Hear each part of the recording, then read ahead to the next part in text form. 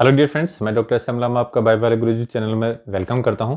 Friends, last class में हमने जो कंप्लीट जनरल साइंस की सीरीज का फर्स्ट पार्ट पढ़ा था, जिसमें मानव शरीर व उसके तंत्र का एक परिचय किया था, एक इंट्रोडक्शन किया था, सभी तंत्रों का, सभी सिस्टम्स का एक इंट्रोडक्शन किया था। उन्हीं को हम सीक्वेंस वाइज पढ़ने वाले हैं। और आज मैं लेके आया हूँ पाचन तंत्र, यानी पाचन तंत्र का ये जो पूरा कंप्लीट नहीं है, बट इसका जो इंपॉर्टेंट पार्ट है, इनिशियल पार्ट है, वो इस चैप्टर में हम डिस्कस करने वाले हैं। और यहाँ से किसी न किसी एग्जाम में बहुत ज़्यादा क्वेश्चन आए हुए हैं, बहुत अच्छे अच्छे क्वेश्चन आए हुए हैं, जिनको पढ़ने से ही हम सॉल्व कर पाते हैं। क्योंकि ऐसे डायरेक्ट क्वेश्चन को सॉल्व करने से वो थ्योरी लर्न नहीं होने वाली, वो थ्योरी हमें याद नहीं होने वाली। तो फ्रेंड्स, ये जो जनरल साइंस, जो कंप्लीट जनरल साइंस सीरीज है, ये specially RRB, SSC, LDC, group D, UPSC first and second grade जो टीचर का जो वैकेंसी आ रहा है राजस्थान में, उसके जनरल साइंस के लिए, और राजस्थान पुलिस के जनरल साइंस के लिए इंपॉर्टेंट है। और इसमें हमने सबसे पहले बायोलॉजी में मानव जो शरीर है, यानी ह्यूमन बॉडी है, उसको स्टार्ट किया है।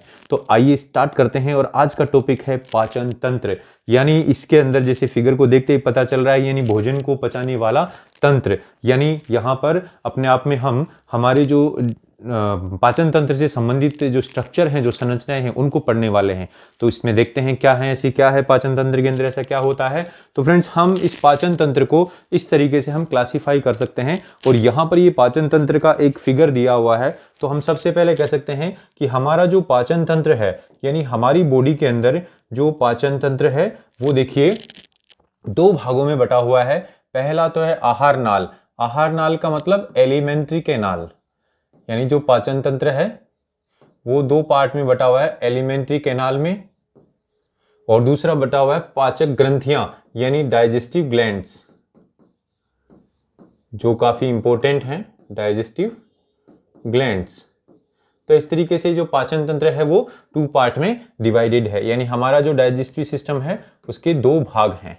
अब यहाँ इस फिगर में, अगर इस चित्र में देखें, तो ये दो भाग कौन कौन से हैं, तो हम कह सकते हैं कि देखिए, ये जो माउथ है, यहाँ से मुख चालू होता है, और फिर उसके बाद में मुख गुहा के बाद में ये ग्रसनी आती है, ग्रसनी के बाद में ये ग्रसिका, जिसको हम ईसोफेगस बोलते हैं, ये आती है।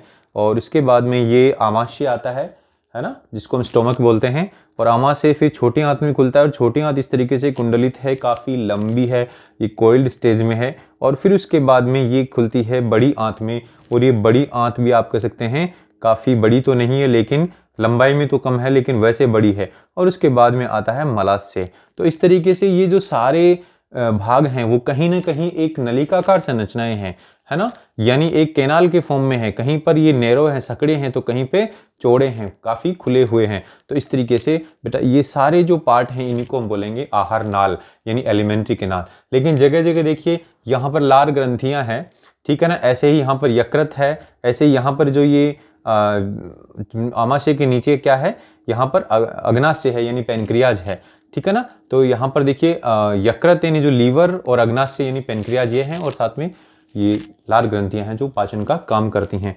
तो ये पाचक ग्रंथियां और ये आहार नाल दोनों मिलकर पाचन तंत्र को बनाते हैं। तो यहाँ पर विभिन्न भाग देखिए, पहला है मुख व मुख गुहा, जो आप कह सकते हैं, हम जानते हैं हमारा जो मुख है वो है। दूसरा है ग्रसनी, ग्रसनी यानी ये वाला भाग, यानी यहाँ वाला, जैसे मुख व मुख गुहा तो ये आ गया, फर्स्ट भाग तो ये आ गया।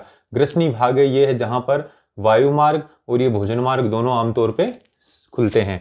फिर उसके बाद में तीसरा भाग है ग्रास नली, वहां देखेंगे ग्रसिका, जिसको हम ईसोफेगस भी बोलते हैं। क्या बोलते हैं जिसको? ईसोफेगस।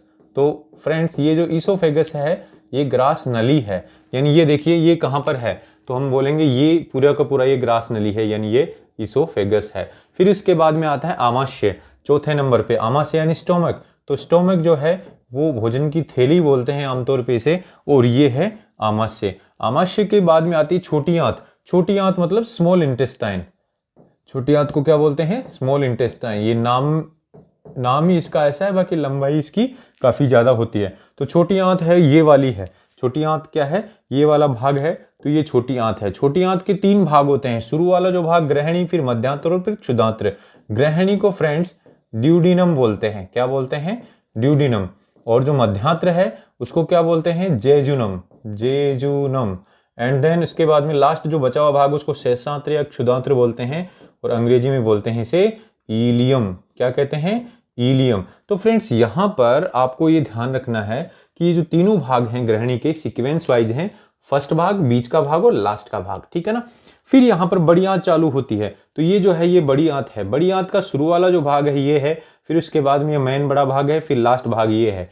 यानी इस तरीके से हम कहें तो बड़ी आंत यानी जो लार्ज इंटेस्टाइन है ये भी 3 भागों में बटी हुई है। लार्ज इंटेस्टाइन भी कितने भागों में बटी हुई है? 3 भागों में। पहला भाग है अंधनाल जिसको सीकम बोलते हैं, दूसरा भाग है वृद्धांत्र जिसको हम कोलोन बोलते हैं। तो यहाँ पर अगर देखें तो ये सीकम यहाँ ही रह जाता है और वृद्धांत्र यानी जो कोलोन है ये पूरा का पूरा है, और बाद में ये जो भाग है ये क्या है? मलास्य यानी रेक्टम यानी तीसरा भाग। तो इस तरीके से आहार नाल के जो बड़ी आंत है उसके भी 3 भाग हैं, और लास्ट में आ जाता है गुदाद्वार यानी एनस, ठीक है ना। तो एनस जो है वो लास्ट में यहाँ पर ये है एनस। तो इस तरीके से फ्रेंड्स ये सारे जो भाग हैं आहार नाल के, इन्हीं को हम 1 बाय 1 पढ़ने वाले हैं। तो आहार नाल के विभिन्न भाग हैं। ऐसे ही जो पाचक ग्रंथियां हैं, जो डाइजेस्टिव ग्लैंड हैं, उसमें जो लार ग्रंथियां हैं यानी सैलाइवरी ग्लैंड्स, वो हमारी मुख गुहा में खुलती हैं। कहाँ पर खुलती हैं? मुख गुहा में। तो ये सैलाइवरी ग्लैंड्स यहाँ पर हैं। फिर उसके बाद में यकृत यानी लीवर, ये भी पाचन में बहुत इंपॉर्टेंट रोल है, तो ये है आपका यकृत यानी लीवर। फिर इसके बाद में आता है अग्नाशय यानी पेनक्रियाज, ये भी मुख्य पाचक ग्रंथि है, इसे भी आप कह सकते हैं मुख्य पाचक रस बनता है, तो यहाँ पर है ये पेनक्रियाज जो थोड़ा सा पीछे की तरफ है। तो फ्रेंड्स इन्हीं सारी स्ट्रक्चर को हम पढ़ने वाले हैं। तो आइए सबसे पहले हम पढ़ते हैं आहार नाल का फर्स्ट भाग, मुख व मुख गुहा। क्या पढ़ेंगे इसमें? मुख व मुख गुहा में यानी माउथ एंड जो बकल कैविटी है उसको पढ़ेंगे। माउथ एंड बक्कल कैविटी, मुख व मुख गुहा, यानी नाम से ही पता चल रहा है कि मुख व मुख गुहा कैसा होता है। तो हम यहाँ पर अगर हम इसको फिगर की बात करें तो देखिए एक फिगर दिखाते हैं आपको, ये देखिए। तो इसमें आप मुख को देख रहे हैं, खुला हुआ मुख है, इसमें नीचे की तरफ क्या है? जीभ है, और ये दांत दिख रहे हैं यानी टीथ दिख रहे हैं, टंग और टीथ दिख रहे हैं।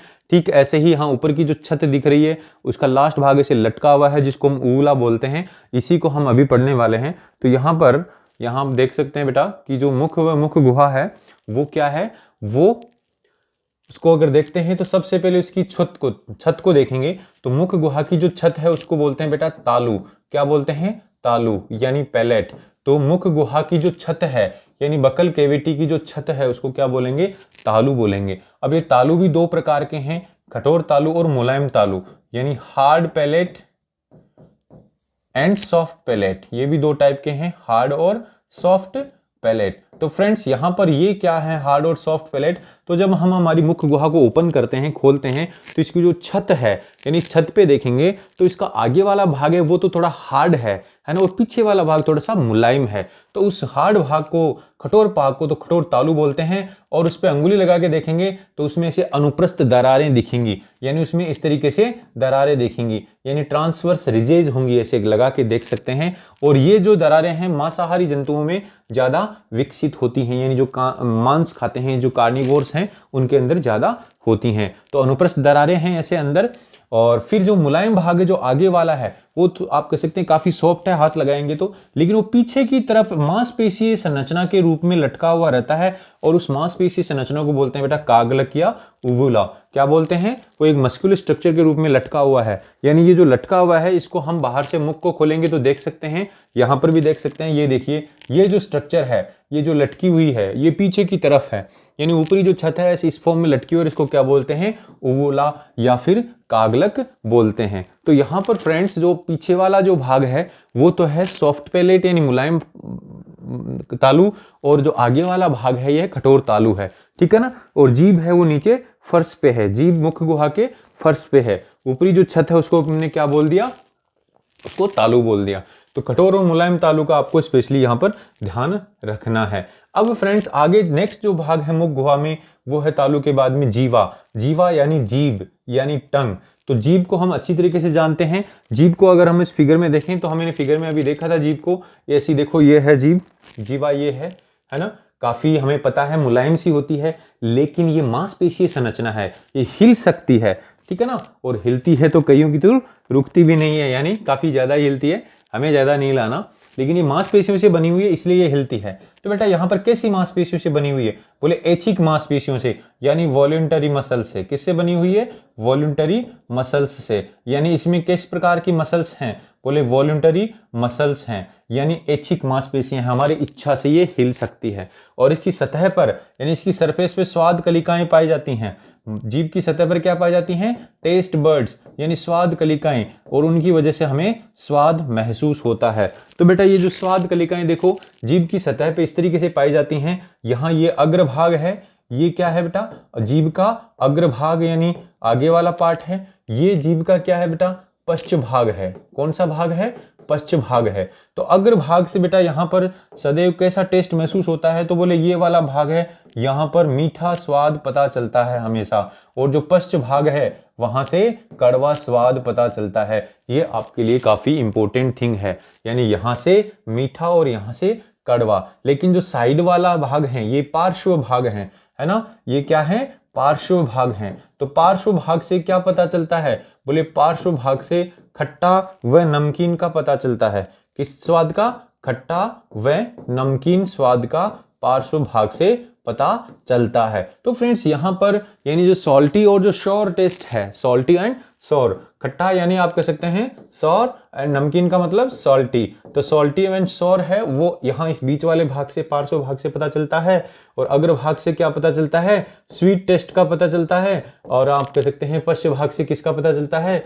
बोले बिटर टेस्ट का पता चलता है, यानी कड़वे का पता चलता है। तो इस प्रकार से जीभ के इन भागों से कौन से भाग से क्या स्वाद पता चलता है, ये इंपॉर्टेंट क्वेश्चन है। अब फ्रेंड्स एक काफी इंपॉर्टेंट फैक्ट है कि कुत्ते की जो जीभ होती है, कुत्ते को देखा होगा आप, जीभ जब भागता है और रुकता है तो देखते हैं वो जीभ उसकी बाहर निकली हुई रहती है। तो बेटा ये कुत्ते की जो जीभ है यानी जो है बाहर क्यों निकली रहती है? तो ऐसा नहीं है कि वो थक गया है, ऐसा नहीं है। उसके शरीर में गर्मी बढ़ गई है दौड़ने से, तो गर्मी को कंट्रोल करना है। तो हमारे अंदर तो क्या होता है? पसीना ग्रंथियां हैं शरीर पर, स्वेट ग्लैंड्स हैं, और पसीना आता है, गर्मी लगते ही पसीना आता है और गर्मी शरीर का तापमान कम हो जाता है। लेकिन कुत्ते में पसीना ग्रंथियां स्किन पे नहीं होती, केवल जीभ पे होती हैं।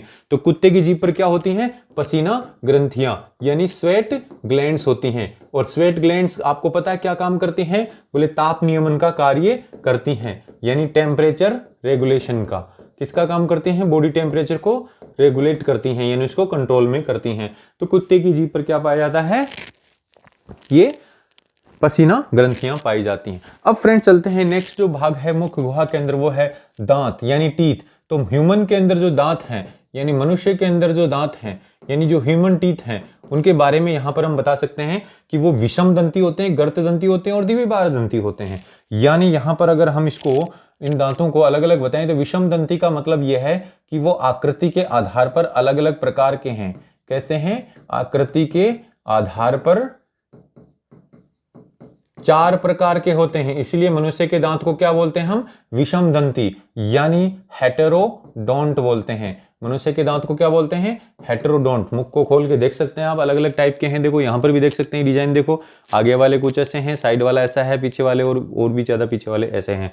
तो विषम दंती होते हैं। साथ में बेटा ये गर्त दंती होते हैं। गर्त दंती यानी थीकोडोंट होते हैं। थीकोडोंट का मतलब ये है गर्त में स्थित है। और गर्त कहाँ होता है? बोले जबड़े की जो अस्थि है उसके अंदर ऐसे धस्से होते हैं, तो हम बोल देंगे जबड़े की अस्थि के अंदर स्थित होते हैं, इसलिए इनको क्या बोलते हैं? जबड़े की जो बोन है उसमें स्थित होते हैं, इसलिए इनको क्या कह सकते हैं कि ये गर्त दंती होते हैं। फिर इसके बाद में बेटा ये द्विबार दंती होते हैं। द्विबार दंती का मतलब डाइफायोडोंट यानी जीवन में 2 बार आते हैं। जीवन में 2 बार, जीवन में 2 सेट के रूप में, जीवन में 2 सेट के रूप में आते हैं। यानी पहले दूध के दांत आएंगे, फिर स्थायी दांत आएंगे। तो इस प्रकार से बेटा ये मनुष्य के दांतों का जो फीचर है आपको ध्यान में रखना है। अब दांतों के प्रकार की बात करें यानी अनेक टाइप की प्रकार की बात करें तो पहला प्रकार तो हम बोल देंगे अस्थायी दांत यानी टेम्परेरी, यानी पर्णपाती, यानी मिल्क टीथ, यानी आप कह सकते हैं जो गिर जाते हैं, एक बार आते हैं और वो गिर जाते हैं। तो बेटा ये आते हैं कब आते हैं? बोले 6 महीने से 2 साल की उम्र में, यानी 6 माह से 2 वर्ष की आयु तक आते हैं। जो पर्णपाती दांत हैं आयु तक आते हैं और उसके बाद में जैसे ही आप कह सकते हैं 6-7 साल के होते हैं टूटने लगते हैं। तो इस प्रकार से इनकी जो संख्या है वो काफी कम है, 20 दांत ही होते हैं जो अस्थायी होते हैं। यानी दूध के दांतों की संख्या कितनी है, बोले 20 होती है। तो ये सभी को पता है, गिने नहीं, लेकिन अब देख लेना बच्चों में गिन लेना कि दूध के दांत 20 होते हैं और वो अस्थायी होते हैं, यानी एक बार टूटेंगे जरूर। हालांकि बाद वाले भी टूटते हैं लेकिन वो ऐसे आसानी से जल्दी से नहीं टूटते और ये जल्दी से टूट जाते हैं, यानी 6 माह से 2 वर्ष की आयु में आते हैं और छठे साल से फिर टूटना चालू हो जाते हैं। तो ये अस्थायी हैं, यानी पत्तियों की तरह झड़ जाते हैं, इसलिए पर्णपाती बोलते हैं इनको, यानी डेसिडुअस टीथ बोलेंगे। और दूध के दांत हैं यानी मिल्क टीथ हैं। तो फ्रेंड्स इस प्रकार से ये मिल्क टीथ है ना, ये संख्या इनकी कितनी है, 20 है। अब ऐसे ही बात करते हैं स्थायी दांत की, यानी टेम्परेरी टीथ की। स्थायी दांत मतलब स्थायी दांत का मतलब परमानेंट टीथ की बात करते हैं। अब परमानेंट जो दांत हैं वो 6 से 12 वर्ष की आयु में आते हैं, यानी जब 6 साल से उगना चालू होंगे, यानी वो कच्चे दांत हैं, दूध के दांत टूट जाएंगे और उसके बाद में छठे साल से ही वो टूटने लगेंगे और उनकी जगह ये आने लगेंगे। और इनकी संख्या कितनी होती है, टोटल 20। और आकृति के आधार पर कितने प्रकार के होते हैं, 4 प्रकार के। अब ये 4 प्रकार के कौन कौन से हैं, तो फ्रेंड्स यहाँ पर अभी हमने ये फिगर देखा, इसमें देखा कि देखो ये दांत है एक प्रकार, ये फिर ये नीले वाला है, ये दूसरा प्रकार, फिर इसके बाद में ये जो ऑरेंज कलर के दिख रहे हैं तीसरे प्रकार, और फिर ये जो ब्लू कलर के दिख रहे हैं 4th टाइप। यानी यहाँ पर ये जो दांत हैं ये काफी सामने हैं, काटने लायक होते हैं, चौकोर दांत है ना, और इनको हम अभी अलग नाम देंगे। ये दांत हैं थोड़े से नुकीले होते हैं, ये थोड़े चौड़े होते हैं और ये और भी ज्यादा चौड़े होते हैं। तो फ्रेंड्स यहाँ पर जो दांतों के प्रकार हैं वो है, पहला है कृंतक दांत, जिनको हम इंसाइजर बोलेंगे, ठीक है ना। क्या है, कृंतक दांत, यानी ये वाले दांत, देखो कृंतक दांत का मतलब ये वाले दांत, देखो 1 2 3 4, यानी ये जो दांत हैं यहां से लेके यहां तक, ये क्या है, कृंतक दांत हैं। ऊपर भी देखो 1 2 3 4, यानी यहां से लेके यहां तक, ये क्या है, कृंतक दांत हैं। तो कृंतक दांत क्या होते हैं, यानी इनको अंग्रेजी में हम इंसाइजर बोलते हैं। तो ये काटने में कुतरने के काम में आते हैं, यानी बाइटिंग के काम आते हैं, ठीक है ना। तो इस तरीके से आप कह सकते हैं ये बाइटिंग का काम करते हैं। और शाकाहारी प्राणियों के अंदर, यानी जो शाकाहारी हैं है ना, उनके अंदर ये ज्यादा विकसित होते हैं, क्योंकि काटने और कुतरने का काम वही करते हैं, ठीक है ना फ्रेंड्स। और वैसे हम कह सकते हैं जैसे हम भी कुछ चीज को काटते हैं, जैसे एप्पल को काट रहे हैं तो सामने वाले इन दांतों से ही काटेंगे। ऐसे बेटा दूसरे दांत है रदनक, जिनको हम केनाइंस बोल रहे हैं। तो रदनक दांत देखिए कौन से हैं, ये नुकीले वाला दांत, यानी यहाँ पर ये नुकीले वाला दांत है, ये रदनक दांत है, ये नुकीले वाला दांत है ना। यहाँ पर भी ये नुकीला दांत है और यहाँ पर भी एक नुकीला दांत है। तो इस प्रकार से आपने देखा कि ये साइडों में एक एक है नुकीला दांत है, और इस नुकीले दांत को बोल रहे हैं रदनक, यानी ये चीरने फाड़ने का कार्य करेगा। और मांसाहारी प्राणियों के अंदर, यानी जो मांस खाते हैं, जिसको चीरने फाड़ने की ज्यादा जरूरत पड़ती है, उसमें ज्यादा विकसित होते हैं। फिर इसके बाद में है अग्रचैवर्णक। अग्र का मतलब आगे की ओर है, और इनको बोलते हैं प्रीमोलर। तो यहाँ पर देखिए बेटा अग्रचैवर्णक दांत कौन से हैं, तो बोले ये वाले 1 2, ये दोनों दांत हैं, ये अग्रचैवर्णक हैं।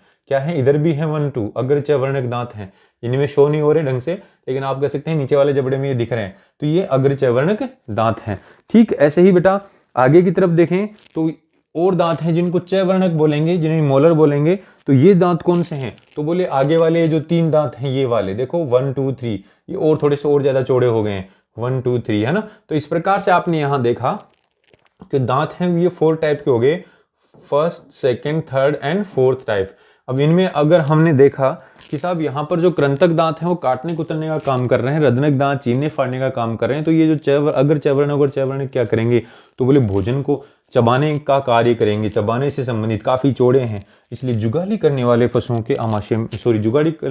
के अंदर ये ज्यादा विकसित होते हैं। तो इस प्रकार से 4 प्रकार के दांत हैं, जिनको आप यहाँ पर भी देख सकते हैं और इस फिगर के अंदर भी देख सकते हैं। तो फ्रेंड्स इस तरीके से ये दांत हैं इनका।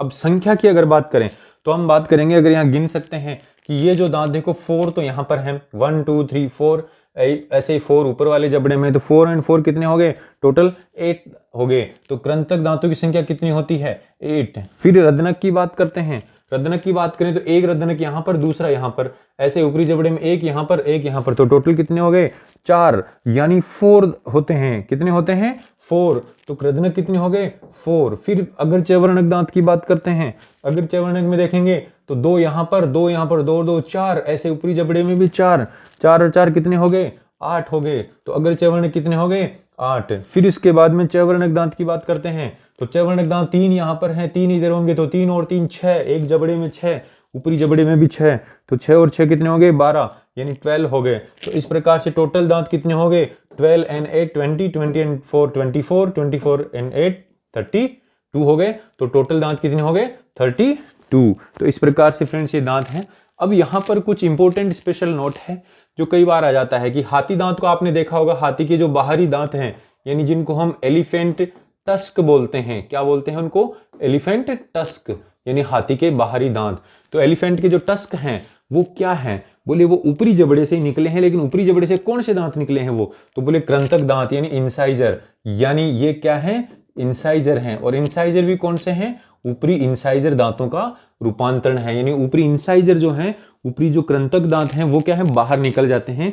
इसलिए हाथी दांत हैं वो हाथी के बाहर दिखने वाले दांत ऊपरी कृंतक दांतों के रूपांतरण है। फिर ऐसे बेटा वालरस होता है, एक जंगली सुअर जैसा दिखता है, उसके जो दांत बाहर निकले हैं हाथी के जैसे निकले होते हैं, वो कौन से? बोले ऊपरी रदनक दांत हैं, यानी ऊपरी केनाइन दांत हैं। ठीक है ना। ऐसे ही सांप के अंदर जो विष दंत होते हैं जिनको फिंक्स बोलते हैं, क्या बोलते हैं? फिंक्स। और ये फिंक्स क्या होते हैं? बोले ऊपरी रदनक यानी केनाइन दांत ही होते हैं। तो सर्प के अंदर यानी स्नेक में जो फिंक्स हैं, सर्प के जो विष दंत हैं, वो भी ऊपरी रदनक दांत हैं। और वालरस में भी ऊपरी रदनक दांत हैं, लेकिन एलिफेंट के अंदर जो दांत हैं वो क्या हैं? तो बोले वो कृंतक दांत हैं, ऊपरी कृंतक दांत हैं। अब हम बात करेंगे दंत सूत्र की, यानी डेंटल फॉर्मूला, यानी दांतों को हम एक फॉर्मूले के थ्रू हम याद रख सकते हैं। तो डेंटल फॉर्मूला का मतलब ये है कि ऊपरी और निचला जो जबड़ा है उसके आधे भाग में, अर्धांश में, यानी हाफ पार्ट में विभिन्न दांतों का जो वितरण है, यानी कौन कौन से दांत हैं, तो उनको हम बताएंगे। तो यहां पर हम कह सकते हैं कि ये मान लीजिए ये जबड़ा है, निचला जबड़ा है, और इसका अर्धांश भाग यानी इस आधे भाग में, तो यहां पर हम देखेंगे बेटा 2 तो आपके कृंतक दांत होंगे, एक इंसाइजर दांत होगा, और 2 ही आपके प्रीमोलर होंगे, और 3 क्या होंगे? मोलर दांत होंगे, ऐसे होंगे। तो यहां पर हम इसको फॉर्मूला बना सकते हैं। क्या? बोले ऊपरी जबड़े में बोले 2 1 2 3, ये जो लिखा है इसका मीनिंग क्या है? बोले ऊपरी जबड़े में 2 तो इंसाइजर हैं, फिर एक केनाइन है, और फिर उसके बाद में 2 क्या है? प्रीमोलर हैं, और फिर क्या है? मोलर। यानी ऊपरी जबड़े के आधे भाग में देखो, ऊपरी जबड़ा भी ऐसे सेम ऐसे होगा, तो उसके आधे भाग में 2 तो इंसाइजर आएंगे, एक केनाइन आएगा, 2 प्रीमोलर आएंगे, और 3 मोलर आएंगे। तो 2 1 2 3 हो गया। ऐसे ही नीचे जबड़े के अर्धांश भाग में, आधे भाग में 2 1 2 3, यानी इस तरीके से ये अर्धांश भाग में है। तो इनको ऊपरी जबड़े के आधे भाग में कितने दांत हो गए यहाँ पर? तो हम बोलेंगे ये कितने हो गए? 3 2 5, 5 1 6 6 2 8 हो गए। और इधर कितने हो गए? ये भी 8 हो गए। तो मैथ्स के हिसाब से तो आप कह सकते हैं 16 यहाँ पर दोनों में हो गए, लेकिन इसको 2 से मल्टीप्लाई कर देंगे। 2 से मल्टीप्लाई क्यों करेंगे? आधे भाग में ही है, इसलिए टोटल दांत 32 हो गए। ठीक है। ऐसे बच्चे की अगर बात करें, छोटे बच्चे में, तो छोटे बच्चे में देखो बेटा ये एक दांत नहीं आया हुआ है, छोटे बच्चे के अंदर ये दांत नहीं आया हुआ है। यहाँ पर फॉर्मूला है 2102, यानी इंसाइजर भी आया हुआ है, केनाइन भी आया हुआ है, लेकिन प्रीमोलर नहीं आया हुआ है, मोलर आया हुआ है। मोलर भी तीसरा मोलर नहीं आया हुआ है। तो फ्रेंड्स यहाँ पर अगर हम बात करें तो इस छोटे बच्चे का जो डेंटल फॉर्मूला है उसके अकॉर्डिंग अगर बात करें तो हम क्या कर देंगे कि बच्चों में कौन सा दांत नहीं होता, यानी दूध के दांतों में कौन सा दांत नहीं होता? तो हम बोलेंगे बच्चों में अग्र चैवर्णक जो दांत है वो नहीं होता है। बच्चों में कौन सा दांत नहीं होता है? अग्र चैवर्णक, यानी प्रीमोलर जो टीथ है वो क्या होता है? एब्सेंट होता है। ये क्या होता है? नहीं होता है। ठीक है ना, ये अनुपस्थित होता है बच्चों के अंदर। तो पहला क्वेश्चन तो ये हो गया कि बच्चों में कौन सा दांत एब्सेंट होता है? बोले अग्र चैवर्णक दांत होता है, एब्सेंट होता है। फिर उसके बाद में बेटा जो तीसरा मोलर है, यानी जो अंतिम यहाँ पर जो 2 ही है ना, देखो ये कब आएगा? तो बोले जो अंतिम जो चैवर्णक दांत है वो कब आता है? तो बोले वैसे बच्चों में भी, ये बड़ों में भी बाद में आता है। तो इसी अंतिम चैवर्णक दांत को हम क्या बोल सकते हैं? बोले अंतिम चैवर्णक दांत को हम बोल सकते हैं अक्ल दाढ़, यानी जब अक्ल आती है ना उस समय ये आता है। तो यहाँ पर पहले तो हमें ये याद रखना है कि बच्चों में अग्र चैवर्णक दांत नहीं आता। तो अब यहाँ पर आप कह सकते हैं कि जो अग्र चैवर्णक दांत जिंदगी में एक बार ही आएगा, बच्चों में तो आएगा नहीं। तो अग्र चैवर्णक दांत को यानी प्रीमोलर को हम क्या बोल देंगे? बोले एक बार दंती, जीवन में एक बार ही आता है, इसलिए मनुष्य के सारे दांत द्विबार दंती नहीं हैं, कुछ दांत एक बार दंती भी हैं, यानी मोनोफायोडोंट हैं। तो बेटा यहाँ पर मोनोफायोडोंट तो ये हैं, एक बार आते हैं, लेकिन कौन से? अग्रचयवर्णक दांत ही जीवन में एक बार आते हैं। अब अग्रचयवर्णक दांतों की संख्या कितनी होती है, तो हम यहाँ बात करेंगे कि निचले जबड़े में आधे भाग में 2, ठीक है ना, यहाँ देखो 2 हैं, तो 4 एक जबड़े में, तो 8 हो गए टोटल अग्रचयवर्णक दांत। तो मनुष्य में जो 8 दांत हैं, 8 दांत हैं वो अग्रचयवर्णक हैं। फिर इसके अलावा बेटा कौन सा दांत? अंतिम चयवर्णक दांत। देखो बड़े में तो 3 हैं, छोटे में 2 ही हैं, तो इसका मतलब अंतिम जो चयवर्णक दांत है, लास्ट मोलर दांत है, वो भी जीवन में एक बार ही आता है। तो इसलिए आप कह सकते हैं अग्र चयवर्णक दांत तो एक बार दंती है, लेकिन अंतिम चयवर्णक भी एक बार दंती है। तो यहाँ डिफरेंस कितना है? देखो यहाँ पर बच्चे में 20 हैं और यहाँ 32 हैं, तो जीवन में केवल 12 दांत होते हैं, वो जीवन में केवल एक बार ही आते हैं। मनुष्य के अंदर आप कह सकते हैं 12 दांत जीवन में एक बार ही आते हैं, जीवन में एक बार ही आते हैं। अब ये 12 दांत कौन कौन से हो गए? बोले 12 दांत जीवन में एक बार आते हैं, यानी एक बार दंती हैं। 12 दांत जीवन में एक बार दंती हैं, एक बार ही आते हैं। तो 12 में बोले 8 तो अग्र चयवर्णक और 4 हो गए अंतिम चयवर्णक। अंतिम चयवर्णक का मतलब समझ रहे हो ना, कि यहाँ वयस्क में तो 3 हैं और इसमें 2 ही हैं, तो इसका मतलब जो अंतिम चयवर्णक दांत है, यानी ये वाला लास्ट वाला, ये बाद में आता है। ये लास्ट वाला क्या है? बाद में आता है। जीवन में ये भी एक बार ही आता है और ये दोनों भी, ये वाले एक बार ही आते हैं। तो 2 और 2 4, ऐसे 4 4 8, और यहाँ पर 2, यहाँ पर 2 ऊपरी जबड़े में 4 ही है, तो टोटल कितने हो गए? 12। तो फ्रेंड्स यहाँ पर आपको ये ध्यान रखना है कि 12 दांत जीवन में एक बार ही आते हैं। क्लियर? तो वैसे अगर हम बात करें बच्चे का जो फॉर्मूला है, तो वो फॉर्मूला हमें ध्यान रखना है। और इस फॉर्मूले से क्या ध्यान रखना है कि कौन सा दांत आता ही नहीं है, तो बोले अग्र चयवर्णक दांत नहीं आता बच्चों में, ठीक है ना। फिर इसके बाद में इसकी संख्या पूछी तो 20 है टोटल। फिर इसके बाद में बोलेंगे अग्र चयवर्णक दांत एक बार दंती होते हैं, लेकिन कुल कितने दांत जीवन में एक बार ही आते हैं, तो हम बोलेंगे 8 दांत तो अग्र चयवर्णक हो गए और इसके अलावा 4 दांत है वो अंतिम चयवर्णक हो गए। तो अब यहाँ पर एक टर्म और है जो आपके लिए काफी इंपॉर्टेंट हो सकती है, और वो टर्म है फ्रेंड्स, क्या है? अक्लदाढ़। क्या है? अक्लदाढ़। तो अक्लदाढ़ क्या होती है? तो बोले अक्लदाढ़ किसको बोलते हैं? यानी जिसको हम बोलते हैं अंग्रेजी अंदर विजडम टूथ। क्या बोलेंगे? विजडम टूथ, यानी जिसके आने पे अक्ल आ जाती है, विजडम आ जाती है। तो वो कौन सा है बेटा? तो बोले अंतिम चयवर्णक दांत। अंतिम चयवर्णक दांत को हम क्या बोलेंगे? अक्लदाढ़। क्यों कहेंगे अंतिम चयवर्णक दांत को अक्लदाढ़? क्योंकि वो जब आता है तो वो 18 से 25 साल की उम्र में आता है, तो इसलिए हम कह सकते हैं उस समय हमें क्या आ जाती है? अक्ल आ जाती है, हम विजडम आ जाती है हमारे अंदर। तो जो लास्ट मोलर दांत है, अंतिम चयवर्णक का मतलब लास्ट मोलर दांत, यानी 3 है ना मोलर दांत, यहाँ पर देखो ये, तो ये लास्ट वाला जो है, तो यहाँ पर इस जबड़े में 2 हो गए और ऊपरी जबड़े में भी 2 हो गए, तो टोटल कितने हो गए? 4। तो अक्लदाढ़ों की संख्या कितनी होती है? 4 होती है क्या? तो हम बोलेंगे यहाँ पर जो अक्लदाढ़ है वो अंतिम चयवर्णक दांत को, लेकिन स्पेशली ऊपरी जबड़े का जो अंतिम चयवर्णक दांत है उसको हम अक्लदाढ़ बोलते हैं। तो फ्रेंड्स यहाँ पर दांत की संरचना को अगर देखें तो दांत का कुछ चित्र ऐसा होता है, इसका ये जो भाग है बाहर दिख रहा है, एक यहाँ मसूड़े में दिख रहा है और एक यहाँ दांत की हड्डी के अंदर दिख रहा है। तो ये जो भाग है इसको तो हम बोलेंगे क्राउन। क्या कहेंगे? क्राउन। ये भाग है इसको बोलेंगे नेक, यानी गर्दन, और ये भाग जो है इसको बोलेंगे रूट। यानी दांत को हम 3 भागों में बांट सकते हैं। दांत की संरचना की बात करें, दांत की स्ट्रक्चर की अगर बात करें तो इसके 3 भाग हैं, शिखर यानी क्राउन भाग, ग्रीवा यानी नेक भाग, एंड देन मूल यानी रूट पार्ट। तो अब जो शिखर भाग है वो बाहर दिखने वाला भाग है। बाहर दिखने वाला जो सफेद भाग है वो क्या है? शिखर कहलाता है। ग्रीवा जो है वो क्या है? बोले ग्रीवा मसूड़े के अंदर, यानी मसूड़ों में छिपा हुआ भाग, मसूड़े के अंदर जो छिपा हुआ भाग है वो क्या है? दांत की ग्रीवा है। और मूल भाग यानी अस्थि के अंदर धसा हुआ भाग जो है, अस्थि में धसा हुआ भाग, धसा हुआ भाग अस्थि के अंदर जो फंसा हुआ है वो क्या है? उसका मूल यानी रूट भाग है। तो इसको चित्र को देखो, बाहर जो सफेद चमकीला भाग दिख रहा है, इतना सा दिख रहा है, ये तो इसका हो गया क्राउन यानी शीर्ष भाग।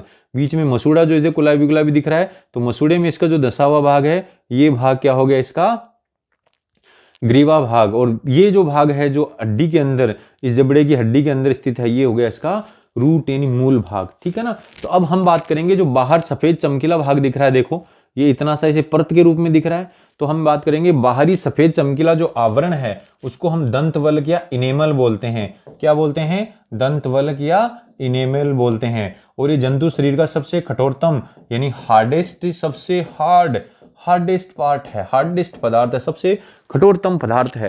तो जो इनेमल है वो दांत का बाहरी सफेद चमकीला भाग क्या है? ये इनेमल है, ठीक है ना, यानी एक परत के रूप में होता है। और इसका अंदर का भाग है ना, जो देखो यहां से दिख रहा है पूरा, ऐसे के पूरा दिख रहा है, तो आंतरिक भाग है जो अधिकांश भाग है मेजर रूप में, और उसको हम बोलते हैं दंतास्ति या डेंटिन। इसको क्या बोलेंगे? दंतास्ति या डेंटाइन बोलते हैं। तो बेटा जो डेंटाइन है वो आंतरिक भाग है और जो इनेमल है वो बाहरी सफेद चमकीला भाग है।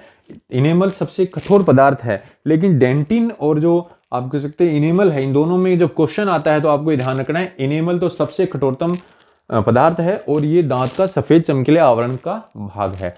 और लेकिन जो दांत का आंतरिक जो भाग है वो किससे बना हुआ? डेंटिन से। और दांत का जो आंतरिक भाग है वो क्या है? तो बोले वो अधिकांश भाग आंतरिक भाग है वो डेंटिन से ही बना हुआ है। तो अधिकांश भाग किससे बना हुआ है? डेंटिन से, यानी मैक्सिमम पार्ट डेंटिन से ही बना हुआ है। अब जो इनेमल और जो डेंटिन है ये कैल्शियम फॉस्फेट, यानी जो कैल्शियम फॉस्फेट एक यौगिक है, कैल्शियम फॉस्फेट एक कंपाउंड है, उससे बने होते हैं, है ना। कैल्शियम फॉस्फेट का अगर फॉर्मूला लिखें तो कैसा होगा बेटा? तो बोलेंगे इस तरीके से होगा। कैल्शियम फॉस्फेट का फॉर्मूला ये है। तो कैल्शियम फॉस्फेट से ये दोनों बने होते हैं।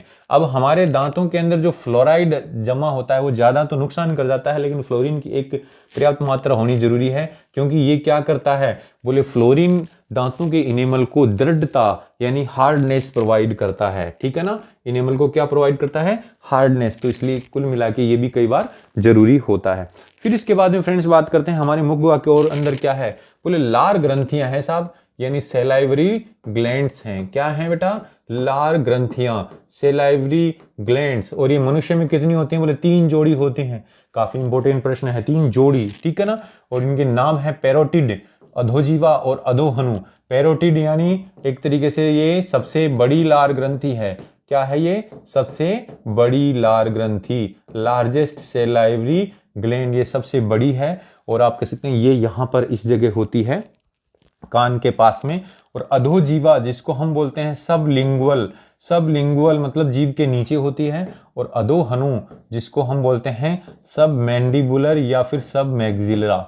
क्या बोलते हैं? सब मैंडिबुलर और सब मैग्जिलरी, यानी अधोहनु, यानी यहां पर जब यहां पे होती है, ठीक है ना। तो 3 जोड़ी हैं, यानी टोटल 6 हैं, लेकिन 3 जोड़ी हैं। तो ये लार ग्रंथियां हैं। अब ये लार ग्रंथियां किस प्रकार की हैं? बोले ये बहिस्रावी प्रकार की होती हैं, यानी ये एक्सोक्राइन प्रकार की होती हैं। यानी इनके अंदर क्या होता है? बोले ये नलिका पाई जाती है इनमें, ये नलिका युक्त होती हैं। क्या होती हैं ये? नलिका युक्त। क्या होती हैं बेटा? ये नलिका युक्त होती हैं। तो बहिस्रावी प्रकार की हैं। जब हम अंतःस्रावी ग्रंथियां पढ़ेंगे तो वहां बताएंगे कि बहिस्रावी ग्रंथियां और अंतःस्रावी ग्रंथियों में क्या अंतर है। मूल अंतर आपको ये ध्यान रखना है कि इनके अंदर एक नलिका होती है और नलिका के माध्यम से अपने रस को बाहर किसी स्थान पे छोड़ देती हैं। तो ये आप कह सकते हैं एक्सोक्राइन ग्लैंड है। लार ग्रंथियां बहिस्रावी प्रकार की हैं और इनसे एक लार नामक पाचक रस स्रावित होता है। लार क्या है? एक पाचक रस है। तो जो फ्रेंड्स जो लार है ये एक पाचक रस है और ये क्या काम आता है? बोले भोजन को पचाने में भी काम आता है और कुछ और भी काम इसके हो सकते हैं। लेकिन यहां पर हम लार को अगर देखें तो इसकी प्रकृति देखें तो ये हल्का अम्लीय होता है, यानी स्लाइटली एसिडिक होता है, हल्का सा अम्लीय होता है। और पीएच कितनी होती है लार की? 6.8, यानी 7 से थोड़ा सा कम। अब इसके संगठन की बात करें यानी कंपोजिशन की बात करें, यानी कंपोनेंट्स क्या क्या हैं इसमें, तो हम बात करेंगे यहाँ पर कंपोनेंट कौन कौन से हैं। बोले इसमें एंजाइम है, इसमें श्लेष्म है, म्यूकस है और इसमें एंटीबॉडीज भी है। लेकिन यहाँ एंजाइम जो हैं वो कौन कौन से हैं? तो एंजाइम बड़े इंपॉर्टेंट है यहाँ पर। एक एंजाइम है टाइलिन, क्या नाम है फ्रेंड्स इसका? टाइलिन, ठीक है ना। और इसी को बोलते हैं सैलाइवरी एमाइलेज। इसको क्या बोलते हैं? Salivary amylase. ये क्या करता है? बोले एमाइलेज नाम आ गया, इसका मतलब एमाइलम यानी स्टार्च का पाचन करता है। स्टार्च को किस में पचा देता है, ये बोले माल्टोज में कन्वर्ट कर देता है। तो हम जब पाचन पढ़ेंगे तब इसका दोबारा से जिक्र आएगा। आपको इतना ध्यान रखना, लार में टाइलिन नाम का एंजाइम होता है और ये क्या करता है, तो फ्रेंड्स ये बोलेंगे स्टार्च का पाचन करता है। क्या करता है, स्टार्च का पाचन। हम जो खाने में जो चपाती खाते हैं, यानी जो व्हीट है, यानी गेहूं, आलू, चावल, ये सब में क्या है, स्टार्च है, तो स्टार्च का पाचन करता है। फिर लार में एक एंजाइम है लाइसोजाइम। क्या नेम है इसका, लाइसोजाइम। लाइसो का मतलब होता है टू ब्रेक यानी तोड़ना, यानी ये एंजाइम हमारे भोजन में उपस्थित जीवाणुओं को नष्ट कर देता है। ये एंजाइम क्या करता है फ्रेंड्स, तो बोले ये एंजाइम जीवाणुओं को नष्ट करता है। भोजन के साथ में कोई जीवाणु आ जाते हैं, बैक्टीरिया आ जाते हैं, तो जीवाणुओं को नष्ट कौन करता है, ये एंजाइम। कौन सा, लाइसोजाइम। और टाइलिन क्या करता है, स्टार्च का पाचन। तो इस प्रकार से लार में उपस्थित दोनों एंजाइम ही काफी इंपॉर्टेंट हैं। फिर लार के अंदर कुछ चिकनी चिकनी होती है लार, तो लार में श्लेष्म होता है यानी म्यूसिलेज होता है, और साथ में इसमें एंटीबॉडी होती है। तो कौन सी एंटीबॉडी होती है लार में, तो बोले एंटीबॉडी ए होती है। किस टाइप की एंटीबॉडी, एंटीबॉडी ए। जब हम रक्त पढ़ेंगे तो एंटीबॉडियों के प्रकार पढ़ेंगे, तो उसमें एंटीबॉडी ए है वो लार में पाई जाती है। तो इस प्रकार से फ्रेंड्स ये हमने देखा कि मुख्य गुहा के अंदर हमने तालू को पढ़ा, मुख्य गुहा के अंदर हमने टंग यानी जीभ को पढ़ा, और उसकी जीभ में क्या कहाँ से स्वाद आता है ये बताया। साथ में ये बताया कि जो दांत हैं वो कितने प्रकार के हैं, ठीक है ना। दांतों के अलावा हमने लार ग्रंथियों को पढ़ा। तो मुख्य गुहा के अंदर जो सारी संरचनाएं हैं, चाहे आप लार ग्रंथियों की बात करें, चाहे दांत की बात करें, चाहे टंग यानी जीभ की बात करें, या फिर तालुओं की बात करें, तो इन सारी संरचनाओं से कहीं ना कहीं कोई ना कोई क्वेश्चन आया हुआ है। तो ये पार्ट काफी इंपॉर्टेंट है। तो उम्मीद है क्लास पसंद आई होगी। तो जल्दी से बायो वाले गुरुजी चैनल को सब्सक्राइब कर दें और बेल आइकन को दबा दें, ताकि नेक्स्ट क्लास के नोटिफिकेशन आपको मिलते रहें। और इस वीडियो को ज्यादा से ज्यादा लाइक और शेयर करें। तो मिलते हैं फ्रेंड्स नेक्स्ट क्लास में। Thank you.